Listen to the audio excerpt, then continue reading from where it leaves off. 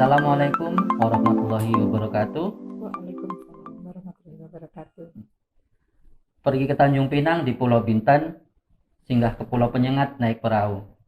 Selamat siang saya ucapkan, semoga Sobat Kepri semuanya sehat selalu. Selamat siang dan salam sejahtera untuk Sobat Kepri dimanapun berada. Semoga dalam keadaan sehat walafiat dan bahagia selalu. Amin. Baiklah, hari ini izin saya Amung Priyo Sigit Pamungkas dengan memandu acara Bintang Santai bareng Kanwil JJBB Kepri. Mungkin Sobat Kepri banyak yang belum tahu nih, apa itu Bintan. Nah, Bintan ini sebenarnya adalah salah satu inovasi kami untuk menampilkan sebuah tematik yang dikemas dalam bincang santai. Jadi untuk kali ini tematiknya adalah KUR dan manfaatnya kepada UMKM. Nah, di sini sudah hadir dua narasumber kita yang tentunya sangat kompeten sekali terkait KUR dan UMKM ini. Yang pertama saya perkenalkan dengan Ibu Kartika Kusumastuti ya. Iya. Salam kenal. Assalamualaikum warahmatullahi wabarakatuh. Waalaikumsalam warahmatullahi wabarakatuh. Bu Kartika ini, atau lebih tepatnya Bu Tika, Bu ya? Saya lebih senang dipanggil Kartika Kartika. karena ada makna tersendiri. Oh siap, baik. Jadi Bu Kartika, maknanya apa itu Bu? Maknanya Kartika itu menurut orang tua saya dulu namanya bintang. Jadi orang tua saya berharap saya menjadi bintang begitu loh. Tapi bukan bintang film loh ya. Izin kalau saya boleh membuka masker ya untuk lebih enaknya.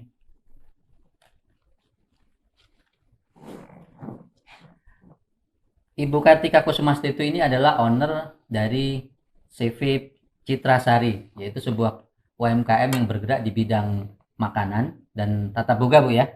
Iya, tata boga. Beliau adalah alumni UPN Veteran Yogyakarta tahun 1991 dan pernah mendapatkan penghargaan sebagai perempuan inspirator Indonesia. Inisiator ya? Oke.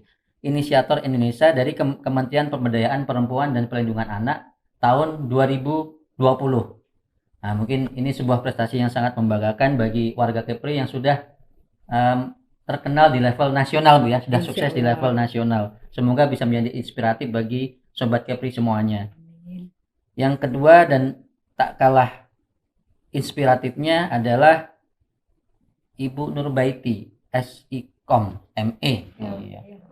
Ya, lebih enaknya dipanggil siapa ini? Bu Baiti, Mbak Baiti? Ya, baik. Terima kasih Mas Amung, Bu Kartika. Sobat Kepri, Assalamualaikum warahmatullahi wabarakatuh. Salam kenal, saya Nurbaiti, biasa dipanggil Betty. Saya merupakan kepala bagian untuk kredit produktif di BNI Tanjung Pinang. Jadi biasa sehari-hari saya dipanggilnya Betty. Mungkin gitu sih untuk Sobat Kepri. Mas Amung, Bu Kartika juga. Iya, salam kenal ya Bu. Iya, sama. Mbak Betty ini ternyata bukan kaleng-kaleng loh dalam dunia pendidikan. Beliau adalah lulusan S2 Universitas Tanjung Pura Pontianak dengan status distinction. Distinction tuh hampir mirip cum laude lah. Jadi Sobat Kepri semuanya, hari ini kita kedatangan tamu yang bukan kaleng-kaleng ternyata ya. Memang sudah narasumber yang sudah pas sesuai dengan bidangnya. Nah, terima kasih Mas Amung udah buat saya naik-naik terus nih. Baik, mungkin Sobat Kepri bertanya-tanya nih, banyak yang belum tahu apa itu KUR. Sebelum kita ngomong lebih jauh nih, mungkin sedikit kita sampaikan informasi terkait KUR. KUR ini adalah program pemerintah yang memfasilitasi akses pembiayaan untuk UMKM, di mana pemerintah berkolaborasi dengan pihak perbankan penyalur dan pemerintah memberikan subsidi bunga kepada debitur. Nah, seperti itu harapannya pemerintah itu bisa meningkatkan usaha mikro dari level yang sebelumnya super mikro menjadi mikro menjadi menengah menjadi besar. Seperti itu. Harapannya pemerintah seperti itu. Program ini sudah berjalan selama hampir 14 tahun ya, dari 2007. Bukan suatu waktu yang singkat. Artinya berarti pemerintah itu sangat concern terhadap perkembangan UMKM itu sendiri. Nah, langsung aja kita coba ini ya, diskusi santai aja Bu ya. Iya. Oke. Pertama mungkin ke Mbak Betty saya ingin nanya dulu terkait seperti apa sih program KUR yang diberikan oleh BNI selama ini. Sedikit gambaran juga buat Sobat Kepri nih, kalau BNI ini hadir gitu lah untuk tepatnya untuk yang UMKM. Jadi untuk UMKM yang ingin menambah modal gitu kan, apalagi di saat pandemi seperti ini, itu kan banyak nih yang butuh modal. Nah, kita tuh support. Kalau misalnya kita bicara produk perbankan lainnya, untuk modal kerja itu kita banyak, nggak hanya KUR. Tapi karena ini juga program pemerintah, jadi kita sangat support KUR. Nah, KUR ini apa sih dibandingkan dengan program kredit lainnya gitu ya? Nah, kalau kredit lainnya itu kan Bu, bunganya rata-rata bunga komersil. Nah, kali ini kalau KUR ini berbedanya bunganya ini disubsidi sama pemerintah. Jadi kalau misalnya bunga umumnya itu kan rata-rata 12%. Nah, kalau pemerintah subsidinya 6%, nah lewat KUR inilah pemerintah bantu supportnya. Terus juga dari yang belum berbank itu jadi yang berbank. Jadi contohnya tuh mereka selama ini pencatatannya manual. Lagi UMKM kita tahu dia pencatatannya kan belum menggunakan bank ya Bu. Kalau Bu Kartika mungkin kalau kami sih kategorinya udah bukan kecil lagi sih, kalau Bu Kartika mah udah menengah gitu ya. Nah, kalau yang KUR ini dia ada yang mikro, ada super mikro, ada yang kecil dan lain-lain. Dari yang 5 juta sampai dengan 500 juta. Nah, itu persyaratannya gampang, hanya KTP. Betul kan, KTP pasti udah punya, kartu keluarga juga udah, surat nikah juga pasti punya kalau sudah berkeluarga kan, seperti itu. NPWP kalau di atas 50 juta. Nah, pasti kendalanya rata-rata juga di agunan. Kalau di agunan, kalau pinjamannya di bawah 50 juta, itu agunannya mungkin tidak seperti agunan perbankan pada umumnya ya. Tapi kalau misalnya di atas 50 juta, ya biasanya kita mintanya kayak sertifikat rumah, BPKB sih kita nggak ambil sih Mas. Sertifikat ala saksi masih bisa, seperti itu. Berarti kalau dari keterangannya tadi, agunan wajib nggak Mbak? Nah, di sini nih yang kadang kita sering jadi miss gitu. Kalau soal agunan, itu kan lebih kepercayaan sih kalau kredit ini gitu. Apa sih yang membuat kita memberikan kepercayaan sama dia? Selain dari usahanya, first way out-nya juga second way out-nya itu jaminan. Kalau jaminan sih kita kalau untuk KUR hanya 75% sih. 75% dari total taksasinya. Jadi misalnya contoh kita taksasinya nih sekitar 100 juta, ya mungkin dia bisa pinjam KURnya 150 juta. Seperti itu. Iya. Oke.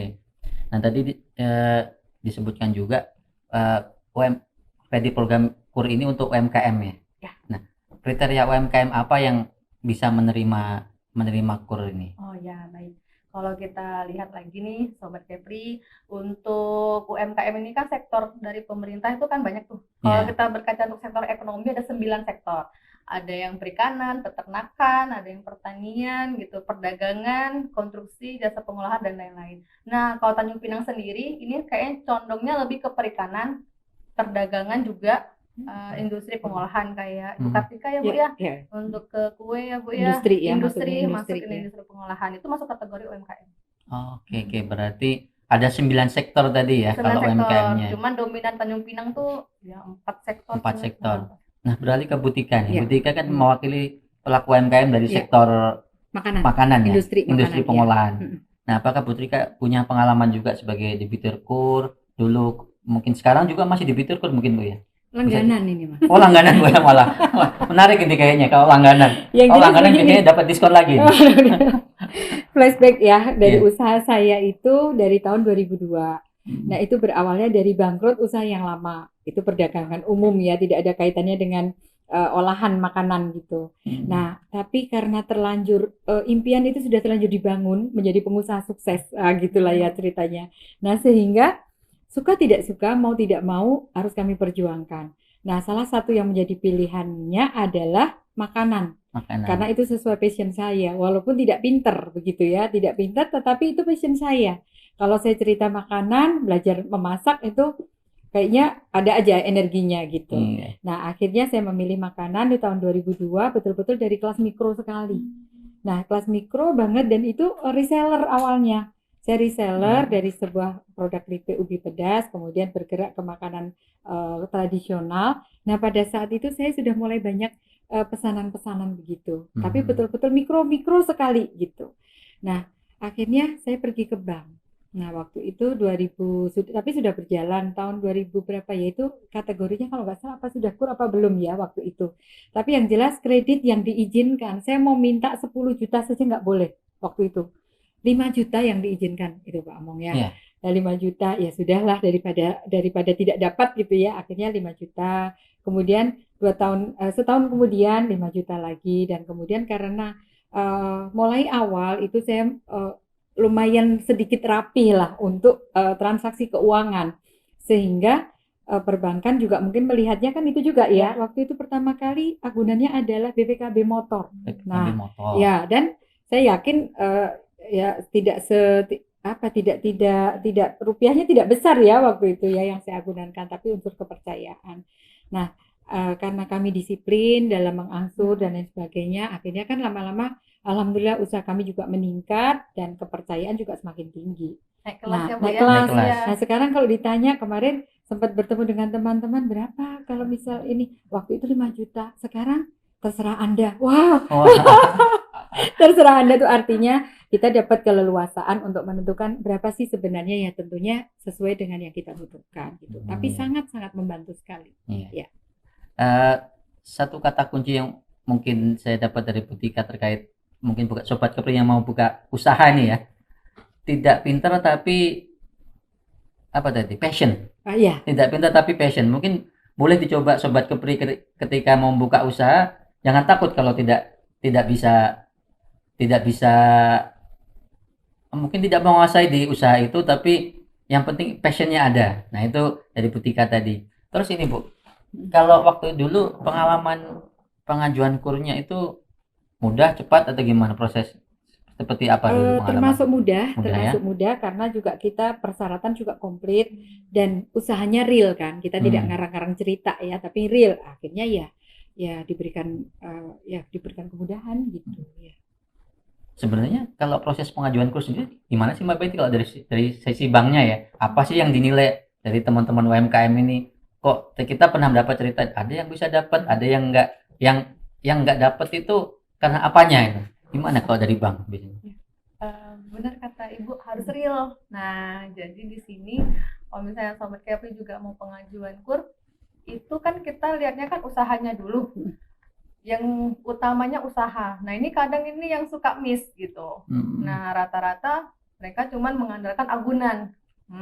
Jadi ini saya punya sertifikat rumah, bank bisa ngasih saya berapa? Nah, itu yang sebenarnya ini salah gitu. Kalau misalnya mau mengajukan kur, ya kita lihat usahanya dulu seperti apa. Jadi misalnya contohnya kayak usahanya seperti Bu Kartika, industri pengolahan. Kita turun langsung ke lokasi. Kita sering, kalau perbankan udah sering survei lah ya ke tempat Ibu ya Bu ya. Nah, kita survei. Nah, di survei ini kadang sih kita seperti kayak komunikasi gitu Bu. Seperti kayak interview, tanya jawab, sama menanyakan kebutuhan pinjamannya berapa. Nah, kalau misalnya kebutuhannya sesuai, sepertinya sih jarang yang miss. Tapi kenyataannya itu pinjamannya itu lebih terlalu besar dengan usahanya.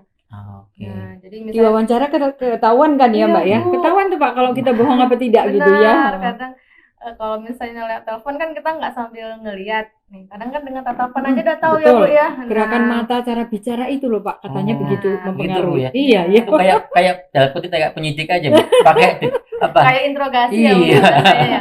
Padahal sebenarnya kami bukan interogasi, Sobat Kepri hanya apa ya, ibaratnya menggali informasi seperti itu. Takutnya kebutuhannya tidak sesuai Bu, jadi kasihan karena kan nanti ada pembayaran angsuran di situ.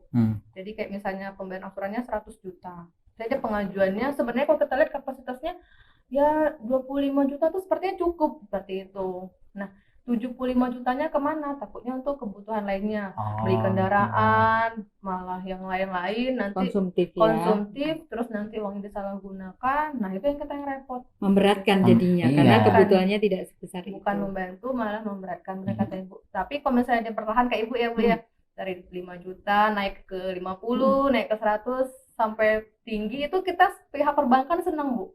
Berarti uang yang kita kasih itu tepat sasaran.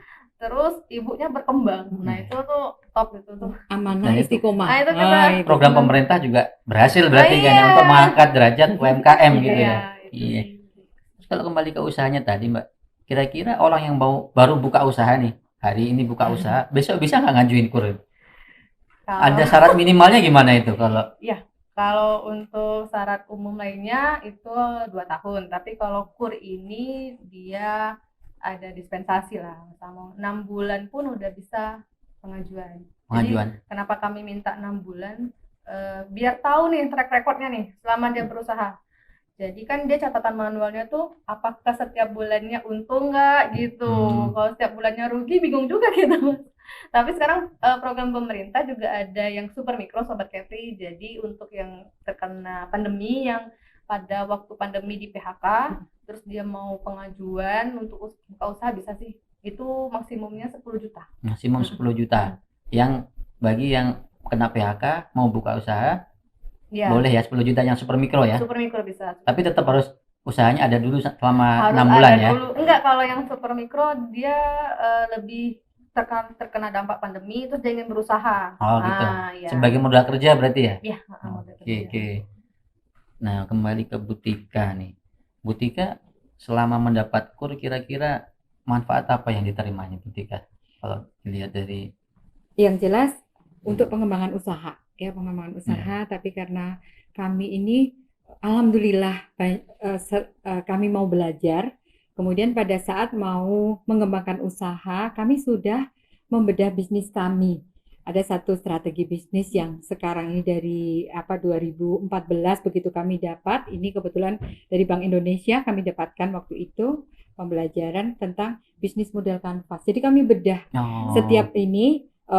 Jadi keperluan kita sebenarnya biayanya berapa? Kemudian apa saja yang akan kita besarkan? Apakah hanya marketnya saja atau kemudian ada inovasi dan kreativitas produk dan lain sebagainya sehingga betul-betul mendekati real. Nah, sehingga kalau butuhnya misalnya 100 juta ya 100 juta yang kita minta bukan 50. Nah, sehingga pada saat itu terrealisasi itu betul-betul insya Allah selama ini efektif ya, kita efisiensi ada, kemudian efektif sehingga pas antara kebutuhan dengan yang terrealisasi gitu. Ya, sehingga yang kami dapatkan alhamdulillah naik lagi walaupun mungkin melandai gitu tapi naik lagi.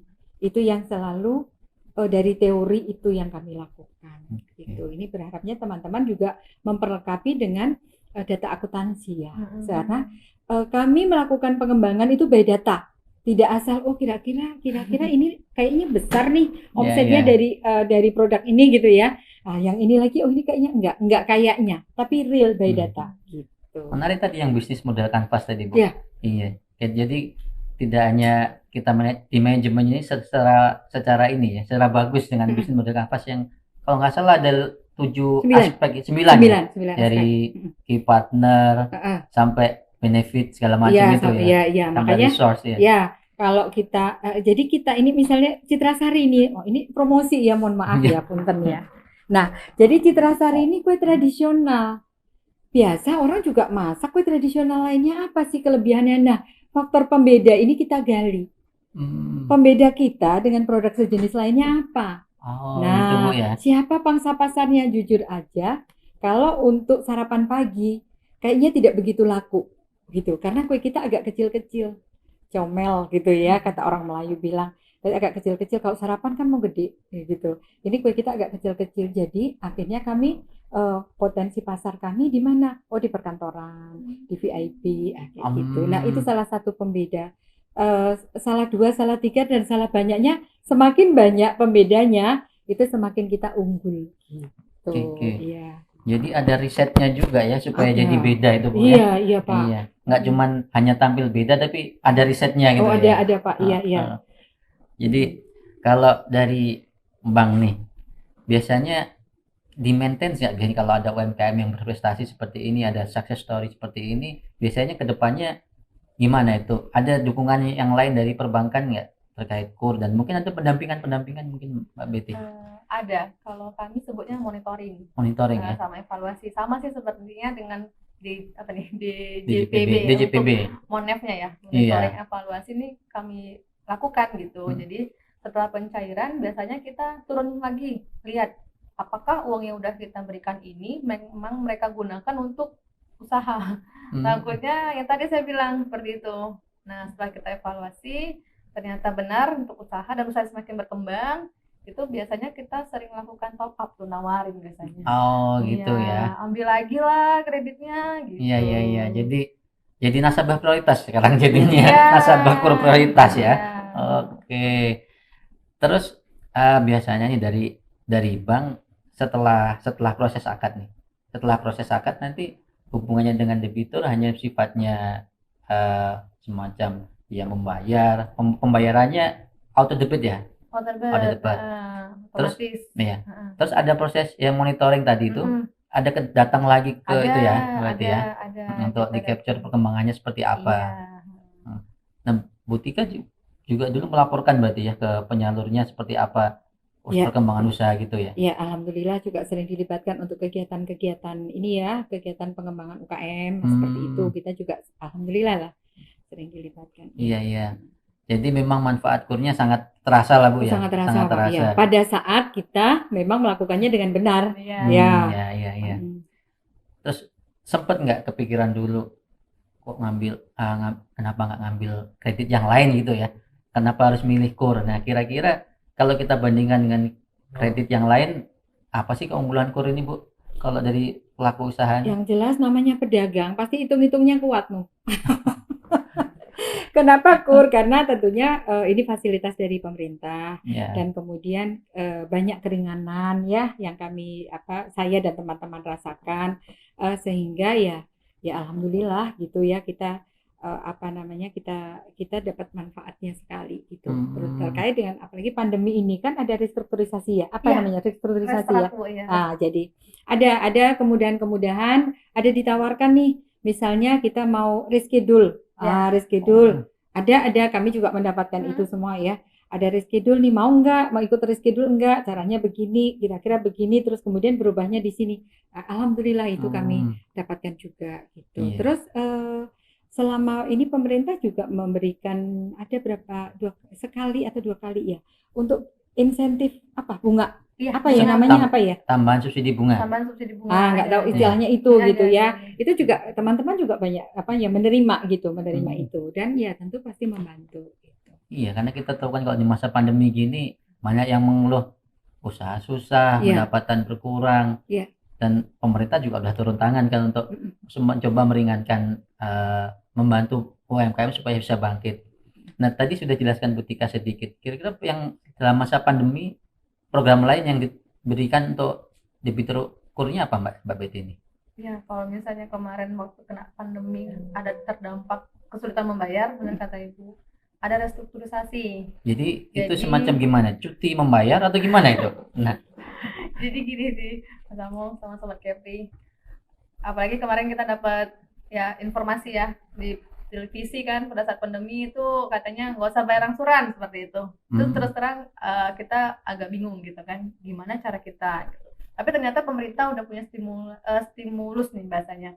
Jadi untuk yang terdampak COVID itu mengajukan restart cukup bayar bunganya saja. Jadi cuti bayar pokoknya. Jadi contoh misalnya kayak angsurannya 2.400.000. Ya mungkin bayar bunganya sekitar 400.000, 2 jutanya dicuti dulu selama 6 bulan seperti itu. Tapi tenornya bertambah nggak ya? Tenornya itu bisa perpanjangan jangka waktu, bisa juga sesuai dengan jangka waktu saja. Jadi pada saat nanti setelah 6 bulan dia normal kembali bisa Bu, atau dia jadi agak menambah sedikit pembayaran. Kayak rapel membayar di belakang gitu ya? Iya. Tapi itu pun sudah meringankan mereka Bu ya, sudah meringankan Bu ya. Dan itu ibaratnya menurunkan ibarat kredit macet lah bahasanya gitu. Jadi sangat-sangat terbantu, pemerintah juga udah mulai ini sih Bu. Untuk UMKM ini sangat-sangat diprioritaskan. Apalagi ada PEN, Pemulihan Ekonomi Nasional. Jadi banyak sekali lah program-program dari pemerintah untuk UMKM. Selain KUR juga ada yang BPUM Bu ya, bantuan untuk pelaku usaha mikro itu yang dibayar setahun sekali biasanya Bu ya. Dari binaannya Bu Tika dapat juga? Alhamdulillah banyak yang mendapatkan juga iya. Terus bantuan lain dari pemerintah? Yang jelas kita penguatan untuk pemasaran bersama. Itu bentuknya seperti apa itu Bu? Jadi ya tentunya melalui e-commerce ya. E-commerce yang dari Menpar Ekraf, kemudian kami dari komunitas marketplace itu, ya. Itu kemudian itu sangat membantu sekali. Kemudian alhamdulillah banyak juga yang dari pihak-pihak swasta yang membuka e-commerce itu, yang akhirnya membuka lapak-lapak itu menjadi lebih lebih publikasinya kan tentunya lebih luas lagi. Gitu. Oh, Ya, bahkan sampai penguatan bagaimana untuk tampilan, untuk packaging, foto produk dan lain sebagainya itu betul-betul ya, tapi tergantung pada UMKM-nya juga. Kalau kita mau memang merubah pola pikir menjadi lebih besar lagi, ya kita akan terikut gitu. Menjadi oke. progresif begitu ya. Dan Ya, ya, tapi ya. kalau yang tidak, yang ngeluh fokus pada mengeluh saja ya duduk di tempat Ya, begitu, ya, bahkan ya. tutup gitu. Ya. Menarik tadi yang ekspor tadi itu. Ya. Pengalaman ekspor selama ini gimana, Bu? Nah, dari teman-teman kalau Citra Sari belum, karena Ya. memang lokal market begitu ya. Tahun ini agak sedikit beda karena kita berusaha ngikut teman-teman yang lain juga ya. Lokal taste global market. Wah, Lokal tes global lokal taste market. global market nanti kotaknya sedikit berbeda. Oke, oke, oke. Itu kami mengikuti yang lebih wow gitu ya. Nah, untuk teman-teman ini memang kami akan sedang penguatan-penguatan bersama. Kalau menggunakan secara legalitas seperti dokumen-dokumen kepabeanan yang betul-betul tertib gitu, yang benar gitu ya, memang agak sedikit perlu perjuangan gitu. Nah, tetapi kita berusaha mendorong teman-teman untuk bukan kok black market juga enggak gitu ya, tapi bagaimana mendorong teman-teman untuk menyatukan visi ya, kemudian kita bergerak bersama. Nah, ini yang kalau yang teman-teman yang di sini ada beberapa yang sudah diminta untuk permintaan market dari luar negeri ya, Singapura, Malaysia. Hanya belum sesuai dengan yang dokumen yang resmi, dalam arti pakai satu kontainer ini belum bisa memenuhi syarat untuk jumlahnya juga gitu. Nah, ini sedang penguatan.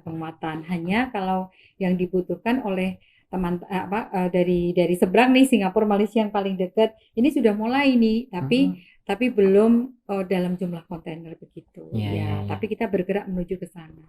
Jadi sebenarnya produk lokal kita nggak kalah bersaing ya sama. Kalau rasanya itu menang di kita.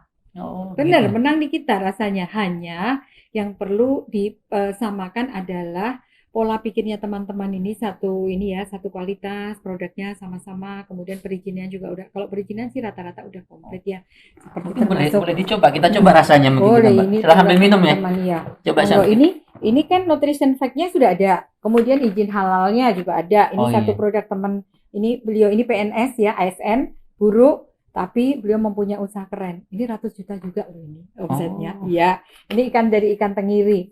Nah, ini banyak disukai di Singapura dan Malaysia. Kalau kita pas kebetulan lagi rombongan sebelum pandemi, kami kan ada ikut pameran-pameran rombongan gitu ya, ke global market gitu untuk pamerannya. Nah, ini selalu bawa pulangnya uang. Barangnya tidak bawa pulang lagi karena habis ya, artinya banyak yang suka. Kalau kata orang sekarang ini sumber cuan, Bu ya. Sumber cuan ya. Dan ini ikan tenggiri, ini Bu Emi punya ini ya. Iya. Terus kemudian ada steak kari abon. Ini belum lama berusaha, tetapi karena memang semangat si ownernya juga luar biasa dan mau belajar ya, yang program-program yang kekinian, kemudian pemasaran yang omnichannel, begitu ya kata Pak Hermawan Kertajaya, omnichannel. Nah, kita harus ikuti. Nah, alhamdulillah kawan-kawan ini bergerak maju. Iya. Terus kira-kira dukungan dari pihak-pihak terkait gimana nih Bu Putika? Misalnya dari pemerintah daerah, dari asosiasi, himpunan, sangat mendukung UMKM dalam bentuk apa biasanya nih? Sangat mendukung melalui pelatihan, tapi pelatihan ini kan juga terbatas ya, terkait dengan anggaran yang sudah direncanakan sebelumnya, sehingga hanya beberapa yang ikut. Nah, kebetulan melalui komunitas-komunitas itu kami berusaha untuk mengajak teman-teman belajar bersama, begitulah pelatihan sederhana yang memang tanpa anggaran-anggaran dari daerah, itu kami lakukan juga gitu. Dan itu menjaga spirit para teman-teman ini tetap terjaga gitu. Ya, jadi tetap spirit ya, supaya semangat berusaha. Kata orang, kalau kata di agama itu kan 1 dari 10 kunci uang ya. Kunci uang adalah dari usaha, dari usaha. itu katanya.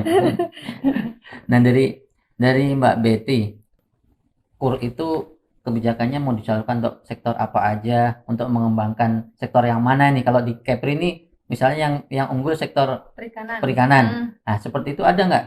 Oh, memang khusus dari BNI ada merambah sektor perikanan untuk KUR-nya ini? Ada. Nah, itu programnya seperti apa biasanya? Jadi kita juga bekerja sama tuh sama Dinas Perikanan untuk meminta daftar nama-nama pengusaha ikan. Gitu. Ikan. Kalau untuk pengusaha ikan mungkin banyak di daerah Kijang nih, sama. Iya. Itu mungkin skalanya ya mungkin yang 500-an juta ke atas gitu. Cuman kalau untuk sektor nelayannya, nah mungkin di bawah 100 juta lah rata-rata. 100 juta.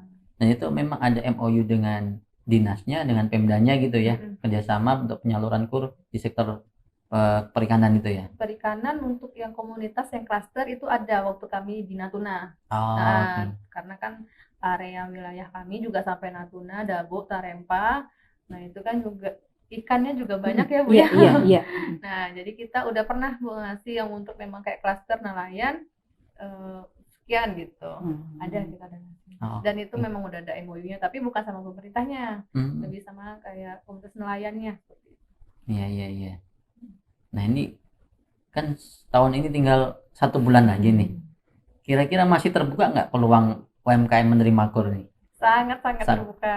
Jadi untuk Sobat Kepri mungkin saat ini mau mengembangkan usaha gitu, atau Bu Kartika Bu mau beralih ke kami ke BNI, itu kami dengan senang hati tuh untuk melakukan yang apa ya, ibaratnya prospek, OTS dan lain-lain gitu. Karena memang niat kami kan Bu memang untuk pelaku nih, agar mereka mendapatkan gitu apa ya, ibaratnya ini udah pemerintah udah punya program, kita sebagai bank pemerintah juga udah difokuskan untuk menyalurkan gitu sebagai tepat sasaran dan ada targetnya. Nah, jadi kami lagi ngejarin ini, membuktikan sama pemerintah bahwa BNI fokus. Ini kalau mengenai konsumen sih nggak ada masalah Mbak. Ini banyak nih, kami sekarang ini juga lagi mendampingi 25 UKM mikro ya. IKM sih lebih tepatnya karena IKM itu kan industri ya, ada pengolahannya gitu ya, bukan sekedar usaha. Itu ada 25 orang mikro yang kita dampingi, yang baru 1-2 yang sering mendapatkan beberapa kali pelatihan, tapi yang lainnya lebih banyak yang belum pernah mendapatkan pelatihan dari pihak manapun juga. Nah, ini kita dampingi, kemudian berharap mereka bisa naik kelas. Nah, terakhir nanti itu ada namanya Angel Investor. Angel Investor itu biasanya kita mengundang beberapa calon investor. Mereka harus mempresentasikan rencana pengembangannya seperti apa. Nah, ada dari perbankan, biasanya kita undang juga, kemudian dari pihak-pihak terkait yang bisa membantu untuk pengembangan usahanya. Nah, termasuk pemasaran, termasuk apa semua. Nah, kemudian akhirnya mereka mempresentasikan dari awal dengan model canvas tadi. Jadi ini loh usaha saya, ini loh kelebihannya. Nah, akhirnya bagaimana sampai membuat si investor tersebut, oh iya deh, coba di ini kita berusaha untuk membantu gitu. Berarti itu Bu, salah boleh satu. Saya minta daftar nama 25-nya. Dengan senang hati karena kita memang memberikan jalur itu, membuka kemitraan itu dengan yang betul-betul tepat. Ya, itu yang saya harapkan. Itu baru satu, belum ada beberapa dengan komunitas-komunitas yang lain. Dan ini menjadi semangat tersendiri. Jadi kami itu berusaha bukan hanya sekedar citra sari, apalagi ya buat kue, habis itu dijual sudah selesai, tidak. Tapi bagaimana kita memberikan kontribusi kepada daerah, khususnya negara pada umumnya, apa sih yang kami bisa buat gitu. Makanya mungkin ada Upakarti insya Allah yang pernah kami terima itu dalam hal pengabdian. Itu dari 2004 kami dalam kondisi terpuruk pun kami terpuruk secara ekonomi, kami tetap apa yang bisa kita bagi pada orang lain. Gitu. Luar biasa. Tadi kuncinya continuous improvement Bu ya. Jadi jangan puasanya dengan yang sudah ada, tapi tetap berusaha menjadi lebih baik, mengembangkan lagi Bu ya. Iya. Jadi Sobat Kepri, tadi kita sudah banyak ini ngobrol tentang KUR dan manfaatnya untuk UMKM. Dan mari kita untuk di closing statement ini kita coba minta kira-kira harapan kedepannya baik dari Bu Tika sebagai perwakilan dari UMKM maupun dari Mbak Betty sebagai dari bank penyalur, seperti apa sih harapan kedepannya terkait KUR ini, kira-kira bisa menjadi masukan buat pemerintah juga. Dan kami juga di Kanwil Perbendaharaan sebenarnya kan sudah berusaha membantu juga mendukung untuk penyaluran KUR, salah satunya dengan menyampaikan data calon debitur ya. Kita pernah ya, saya nyampaikan ke Mbak Betty, ada berapa kali menyampaikan data calon debitur, siapa tahu bisa ditindaklanjuti juga dengan penyaluran KUR ke debitur tersebut. Itu juga kami ke sinergi dengan pemerintah daerah untuk penyediaan data UMKM-nya. Nah ini apa nih harapan ke depannya? Mungkin dari Mbak Betty dulu, ke depan harapannya seperti apa nih? Terima kasih.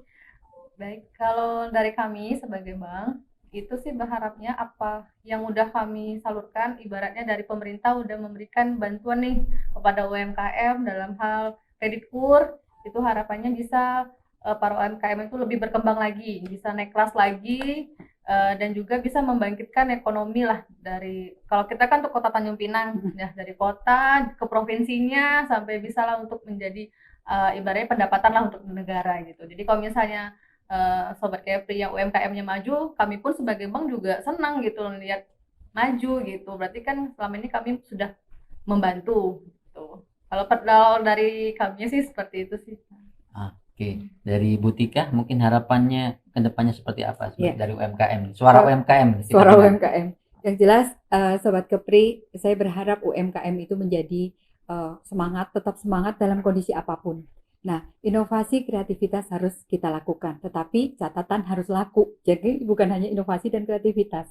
Selanjutnya, sukses itu bukan milik segelintir orang. Sukses itu milik kita semua. Hanya mau atau tidak kita memperjuangkan dengan sungguh-sungguh dan belajar tahu caranya seperti apa. Dan akhirnya ini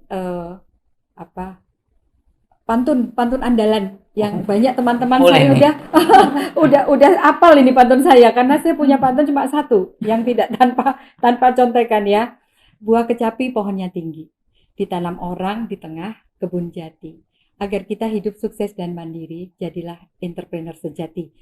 Salam sehat, salam semangat. Apabila UMKM maju, UMKM berkembang, Indonesia akan jaya. Terima kasih. Amin. Assalamualaikum warahmatullahi wabarakatuh. Waalaikumsalam warahmatullahi wabarakatuh. Mbak Betty mau dibalas pantunnya Mbak Betty? Ada pantun nggak? Oke. Jadi Sobat Kepri semuanya, tadi banyak ya inspirasi pelajaran yang bisa kita peroleh. Salah satunya tadi dari berjuang untuk usaha. Jadi asal kita mau berjuang, ada inovasi, dan jangan pikirkan dananya, karena dananya ada tersedia dari Mbak Betty. Kami sangat mau ini support. Sangat mensupport. Bunganya juga murah sekali, 6% loh hanya untuk pelaku UMKM itu, Bu. 6%-nya itu pun 3% lah flatnya seperti itu. Sangat kecil. Jadi kalau misalnya Sobat Kepri, oke lah untuk UMKM. Oke. Kita dukung ya KUR untuk Sobat Kepri ya. Yuk, buruan yuk. BNI, tapi ambilnya di BNI. Ya, nanti coba kita infokan lagi ke Sobat Kepri semuanya ya. Oke Sobat Kepri, kita sudah sampai pada penghujung acara. Kalau boleh sedikit memberikan pantun juga, ke rumah makcik disuguhi prata, selepas itu pergi ke Rimba Jaya. Cukup sekian bincang santainya. Sampai jumpa di episode berikutnya. Terima kasih. Sampai jumpa di lain episode. Assalamualaikum warahmatullahi wabarakatuh.